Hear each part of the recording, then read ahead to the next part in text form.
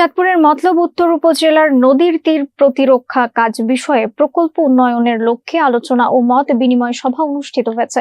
বিস্তারিত থাকছে মনিরুল ইসলাম মনিরের প্রতিবেদনে। মঙ্গলবার সকালে উপজেলা পরিষদের কনফারেন্স রুমে এ সভা অনুষ্ঠিত হয়। এতে সভাপতিত্ব করেন মেঘনা ধনাগোদা সেচ প্রকল্পের নির্বাহী প্রকৌশলী মোহাম্মদ সেলিম শাহেদ।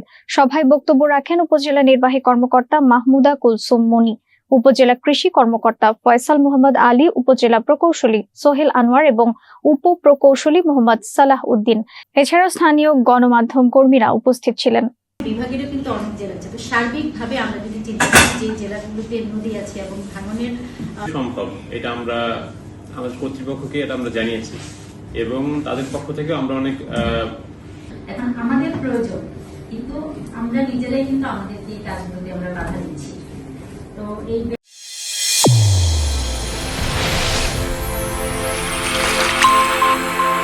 চ্যানেল A1 হৃদয়ের স্পন্দন।